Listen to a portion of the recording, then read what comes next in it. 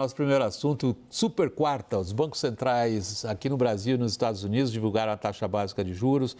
As informações, Thaís Herédia. Vamos lá.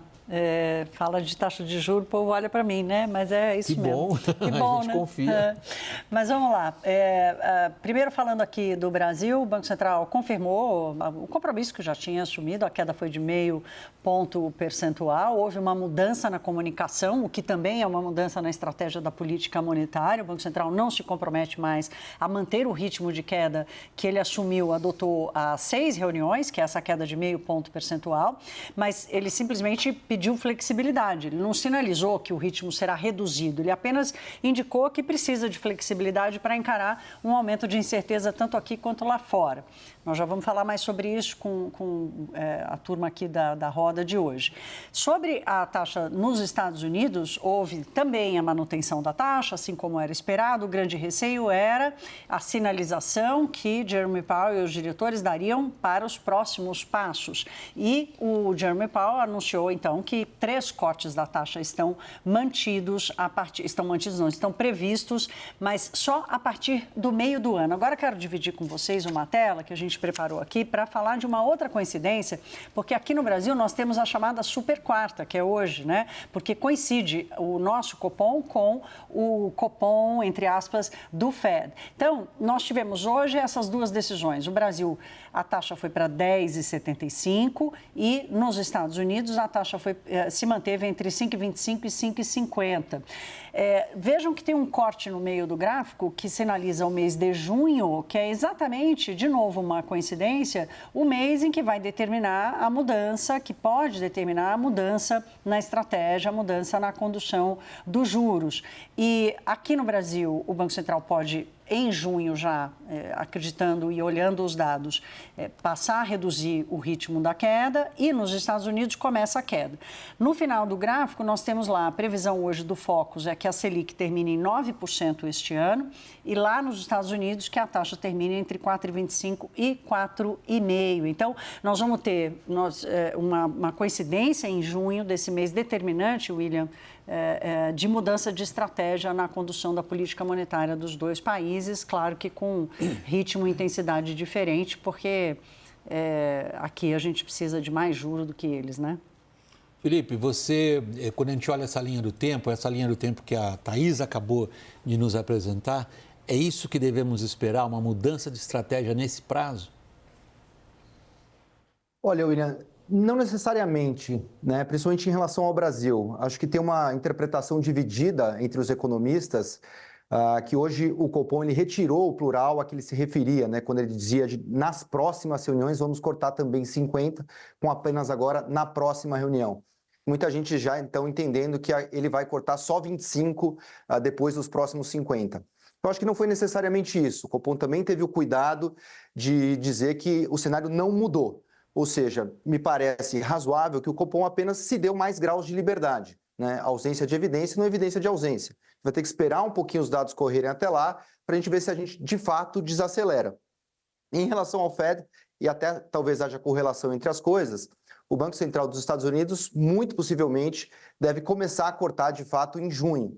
E aí até abre espaço para que o Copom aqui também possa continuar no mesmo ritmo, porque evidentemente se lá começa a cortar, libera um pouquinho mais de margem para cá. Então, acho cedo para a gente cravar que as coisas vão mudar a partir de junho aqui. O ritmo pode continuar ainda de 50, vamos estar dependente dos dados.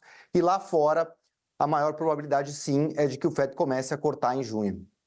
Deixa eu ver com o nosso pessoal de política, eu já passo logo para você, Lorival, para a gente ver em que medida essa coincidência da melhor fase dos juros caindo interessa ou ajuda o Biden ou não, mas a gente vai deixar um pouquinho mais para frente.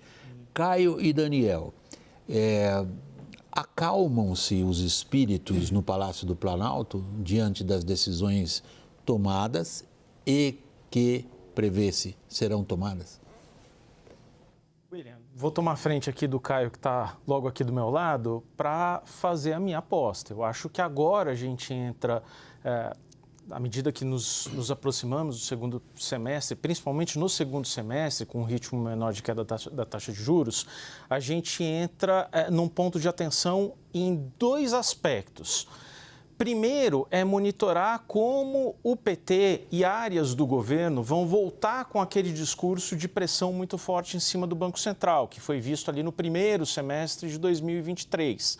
Naquele momento, o Banco Central demorou para cortar as taxas. Obviamente que sempre vai ter um tweet ou sempre alguma gritaria, alguma chadeira no PT sobre esse ritmo de 0,5 ponto. Mas à medida que você tem 0,25, talvez a partir de junho, e até a taxa parando de cair, aí volta a pressão muito forte. E o segundo aspecto que eu acho que politicamente a gente precisa ver é como se comporta o Copom internamente. Porque desde a chegada de Gabriel Galípolo, que era o grande nome de Lula para o Copom, o grande nome do governo e do PT, ele tem se comportado como mais um nome, mais um voto para se formar um consenso, sempre alinhado com Roberto Campos Neto, por exemplo. Quando a gente tiver esse novo cenário de 0,25 ou de interrupção da queda da taxa de juros, eu acho que a perspectiva de Galípolo como a voz do governo, a voz de Haddad, a voz de Lula e do PT no Copom vai ficar muito mais à prova, porque aí a gente vai ver se ele é capaz de criar algum dissenso e de tensionar para aquilo que o governo queria, e aí sim confirma o seu favoritismo para exercer a presidência do Banco Central a partir de 2025 ou não. Caio, Caio, deixa eu só aproveitar esse gancho do Daniel aqui pelo seguinte, aí tem uma resposta já a essa indagação do Daniel, que é o fato dessa mudança na sinalização do Copom ter sido por unanimidade, né? Essa é uma demonstração de coesão dessa diretoria, que tem 8 membros mais o Roberto Campos Neto, e metade, portanto, já foi indicada pelo Lula. Então, 4 dos diretores dos 8 foram indicadas por Lula. Então, houve unanimidade no diagnóstico e na decisão de mudar a sinalização, né? Então, esse é um ponto, e isso fortalece o Copom, fortalece o colegiado nas suas decisões e enfraquece a fulanização da crítica ao Banco Central em cima do Roberto Campos Neto. A Gleisi Hoffmann, presidente do PT, correu lá, já foi às redes sociais logo depois da decisão, dizendo que o Banco Central tinha que ser mais sério. Lá foi o Roberto Campos Neto de novo, disse ela, baixando os juros a conta-gotas e tal. Mas, de qualquer forma, foi uma crítica bem menos pesada do que ela já fez no passado, porque foi unânime. E tem 4 diretores lá, metade do colegiado, fora o Roberto, aprovaram a decisão. Talvez ela não tivesse sido avisada disso. Caio. Bom, William, acho que estamos em março e daqui para o final do ano, essas críticas à gestão do Roberto Campos Neto do Banco Central tendem a diminuir, justamente porque há uma tendência ali de diminuir um pouco mais a taxa de juros e no final do ano Roberto Campos Neto entrega o cargo, né, acaba o mandato dele e aí também a provável ascensão ali do Gabriel Galípolo ou de outro nome indicado para o governo, então teria que haver ali, de certa maneira, essa expectativa de haver uma necessidade de acomodação de interesses, pelo menos, a despeito do Banco Central ser independente, mas será ali uma indicação da política, né, de qualquer maneira. Esse é um dado. Outro dado é que esse caminhar ali da redução da taxa de juros, o Palácio Planalto tem gostado de uma maneira geral. E juntando isso com a taxa, com alguns dos indicadores econômicos, no contexto geral, que é o que a gente precisa olhar, a provável reeleição desse projeto político, o Palácio Planalto está muito tranquilo, a despeito das quedas recentes nas pesquisas, né? Hoje mesmo eu tive com o ministro Palaciano colocando ali que já na perspectiva do governo, né, juntando os indicadores econômicos, os indicadores políticos, as pesquisas que eles consideram que retratam de fato a realidade, já no segundo semestre eles já consideram que pode ter um repique ali para cima a favor do presidente da República. Então não vejo muito os indicadores econômicos preocupando o Palácio do Planalto, digo mais até, William, não vejo nem os indicadores políticos. Há um cenário ali de que, apesar dos ruídos aqui e acolá, apesar da diminuição da popularidade do presidente, que há um cenário de recuperação e há um cenário hoje, sendo Lula candidato em 2026, de reeleição desse projeto político. A única interrogação que eles colocam é, se Lula não for candidato por algum motivo, aí sim a gente pode ter um problema. Mas esse não é o cenário. Mas aí nós vamos jogar o horizonte um pouco mais longe lá. Eu queria trazer ele um pouco mais para esse ano, agora com essa questão, Lorival. A gente viu no caso americano um presidente com severa crise política no sentido da sua capacidade de triunfar sobre um adversário perigoso no final do ano, com números de uma economia resilient, como se fala em inglês, com um mercado de trabalho lá forte, com o consumo forte, crescendo, e isso não se reflete do ponto de vista político. Agora, há uma coincidência. O que o Fed deixa claro hoje é que ele vai proceder a uma gradual redução da taxa de juros deles, e esse timing vai coincidir com os meses decisivos na volta deles do verão, que é a fase decisiva da eleição. Vai ajudar o Biden? Vamos ver, acho que isso ainda não está dado. O que o Fed está sinalizando é que houve um ajuste da oferta em relação à demanda, né, que foi um problema, esse descompasso entre oferta e demanda, que veio da pandemia, né, a demanda voltou mais rápido do que a oferta, o que é natural. Esse descompasso se desfez, agora existe um ajuste entre oferta e demanda, e uma oferta de mão de obra também, que vem da imigração. Essa explosão de imigração, que é um problema político para o Biden, por outro lado, é um alívio econômico, porque você fala, o mercado de trabalho estava bom para os trabalhadores, mas estava ruim para quem contrata, e isso era uma pressão inflacionária, sobretudo no setor de serviços. Estamos falando de construção civil, de hotéis, restaurantes, que é o que contrata imigrantes. Você acabou de chegar, fala só espanhol, mas você consegue trabalhar nesses lugares. Então, esses imigrantes que estão entrando estão aliviando o custo da mão de obra e, consequentemente, a inflação, que teve um repique em janeiro e fevereiro. Quer dizer, no segundo semestre ela baixou continuamente, né? Bateu em 9% em junho de 22, chegou a 3%, e aí deu uma aumentadinha em janeiro e fevereiro, principalmente por causa do custo da gasolina, que foi um outro fator que levou à explosão da inflação lá atrás por causa da crise na Ucrânia, né? Então, existe essa sinalização. O Fed interpretou, e havia muita expectativa em relação ao que o Fed ia dizer hoje, por causa desse repique inflacionário de janeiro e fevereiro. Ele falou assim, olha, a inflação está caindo menos rapidamente do que a gente esperava 3 meses atrás, mas vai continuar caindo por causa desse ajuste de oferta e demanda e dessa questão da oferta. E assinalou particularmente o setor de serviços. Exato.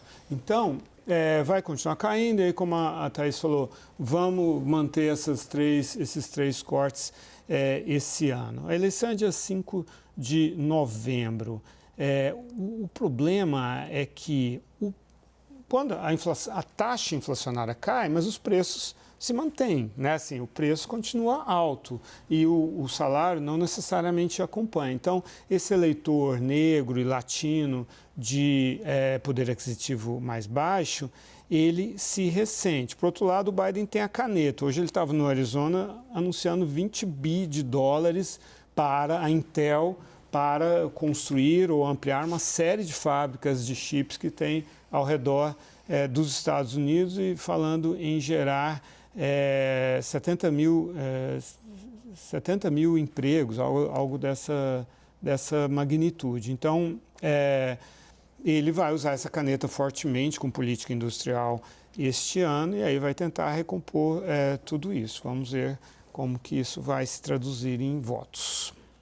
Felipe, o que nós estamos tentando é estabelecer a relação entre o feel good factor trazido pelo desempenho da economia, do qual, evidentemente, a taxa de juros é um componente dos mais relevantes, e os processos eleitorais. O Fed deixou claro hoje que espera uma performance da economia americana boa até o final do ano. É o que se sugere aqui no Brasil também. Esses dois fatores combinam e é o que a gente deve esperar? Olha, de fato, tem havido, inclusive desde a pandemia, uma performance global das economias melhor do que todo mundo esperava, né? Há 5 anos que a gente revisa para cima o PIB brasileiro ao longo do ano, chega no final do ano, ele supera novamente as projeções dos economistas. E lá fora também tem acontecido isso, né? Ainda não é muito claro para os economistas, né, que dependem de econometria, dependem dos dados para fazer suas hipóteses acadêmicas serem validadas ali pela ciência, para cravar o que está determinando isso, né? Tem hipóteses, tem essa da mudança do mercado de trabalho, tem imigração, tem talvez a inteligência artificial já penetrando nas economias e nas empresas. Tem uma outra hipótese que o próprio Ozempic e outras drogas também liberam mais mão de obra que antes estavam alijados da hipótese de pertencer ao mercado de trabalho. Então, tem logística eventualmente entrando também. Tem uma série de coisas aqui sendo pontuadas, mas ainda não tem uma explicação científica para esse comportamento. O fato é que ele está acontecendo, né? Esse fim de ciclo da economia americana, ele é cada vez mais postergado, né? Você deu juro nessa economia e todo mundo esperava que a recessão ia chegar no meio do ano passado, depois no final do ano passado, e até agora a gente não viu essa recessão americana chegando. Ao contrário, né? As projeções de crescimento têm sido revisadas para cima. Então, me parece que a economia vai muito bem nos Estados Unidos e a inflação a gente está ali naquela última milha, que a gente não sabe direito como vai ser, né? O Fed hoje, eu acho que inclusive fez uma aposta, porque não há evidência de que a gente vai mesmo percorrer essa última milha desse 2,5 para o 2 sem muito custo, né? Estamos aqui em mares nunca antes navegados, mas o Powell fez essa opção e o mercado gostou muito disso, inclusive. E no Brasil também tem acontecido isso, né? A economia brasileira tem sido muito mais resiliente do que se esperava.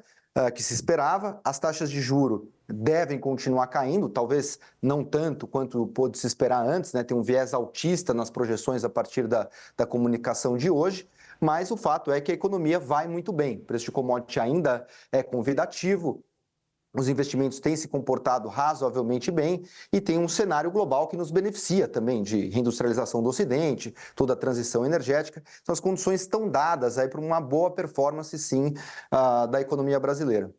Felipe, eu quero aproveitar a sua presença aqui e te perguntar, o Banco Central tem dado o recado que é preciso manter a taxa num nível contracionista, né? Então, assim, pensando que a inflação vai, de alguma forma, acomodar perto dos 3,5%, o juro a 9%, como é esperado para o final do ano, ainda é muito restritivo. Quanto isso cobra da economia brasileira? Quer dizer, o ano passado o juro estava muito mais alto e ainda assim a economia cresceu. Tudo bem que o agro liderou. Agora, em 2024, o juro vai continuar sendo restritivo e ainda assim a previsão de crescimento é alta. De novo, eu volto à resposta anterior, Thaís. Assim, infelizmente, a gente não tem uma resposta cravada para isso, né?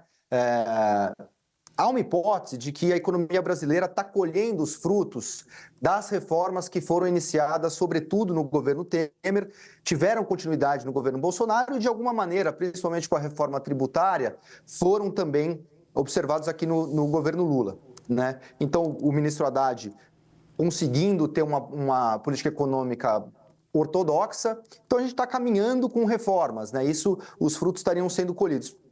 Acho que tem uma parte disso, sem dúvida alguma, mas não explica tudo, porque a economia global também está crescendo mais do que o esperado. Então, não imagino que sejam as nossas reformas que estão influenciando lá a economia americana, né? Então, tem mais coisa aqui que ainda não é claro.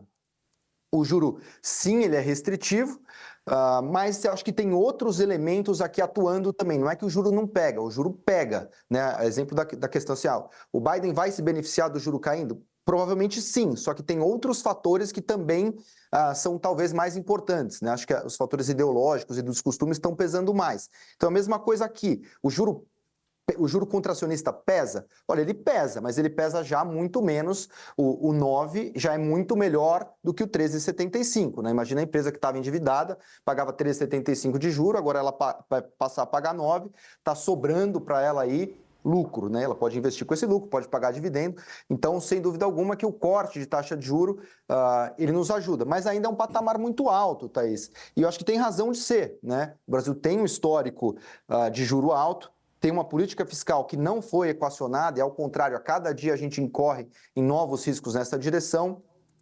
A taxa de câmbio voltou recentemente acima de R$5, embora tenha caído de novo. E lá fora também tem uma série de incertezas que nos assombram.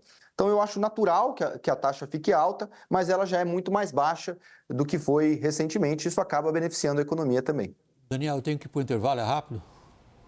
Só para corroborar um pontinho que o Felipe mencionou, houve uma revisão para cima de várias casas financeiras importantes ao longo dos últimos dias e semanas no Brasil, revendo para cima o PIB. Só citando 3 muito rapidamente, o Itaú revisou de 1,8 para 2 o crescimento do PIB em 2024, a MCM Consultores de 1,5 para 1,8% e o BTG de 2 para 2,3% de crescimento do PIB para este ano.